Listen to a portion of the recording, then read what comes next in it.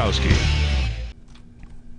One of the things that I like to do often is put strokes around certain objects. Maybe a 1-point black stroke or a 1-point white stroke is probably the most common thing I do when I'm doing this. Well, a way that you can help yourself out is to create an action for it, because if you have to go up to edit and then go down to stroke and then pick your color and pick the size and all that, well, instead record an action.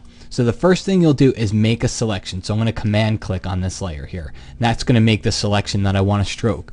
Then we're going to create an action. So go to your actions palette, create a brand new action here. I'll call it black stroke 1 point, and I'm going to hit record.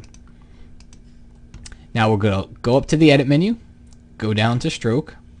I will set the width to 1 pixel, the color, let's change that color to black, hit OK, and then leave the location set to center, and I'll hit OK again, and that creates the stroke for me. And then I'll even go and I'll press Command or Control D to deselect and hit stop. Alright, so now I have this black stroke action. So at this point, let me just undo a couple of steps here. And now we have our action here. I'm going to command click, make a selection, hit play, and it's done. But even better, this is where it comes in really, really handy. Okay, let's undo again. I'm going to go double click on this black stroke, and let's go into the actual action properties here. Alright, and let's give this a keyboard shortcut. Let's choose F2.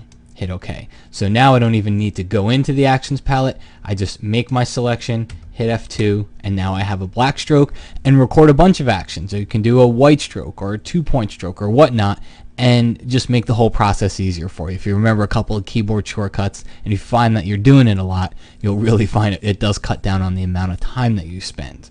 Also, do me a favor, folks, and I've pointed it out before, but check out PhotoshopWorld.com. It's from April 2nd to the 4th in Orlando. All right, so if you're around the area or you live on the East Coast somewhere, very attainable, very good time of year to get down to Orlando, and just an overall great conference for 3 days of total Photoshop learning madness. Now, I'm also teaching a pre-conference there. It's on layers. Okay, so layer essentials from start to finish. We'll get into. We'll start with the basics, but we'll get into some pretty powerful stuff in there. So it turned out to be a great class the last time I taught it, and I'm excited to teach it again. So I hope to see you there, and make sure you stop by and say hi if you do attend the conference.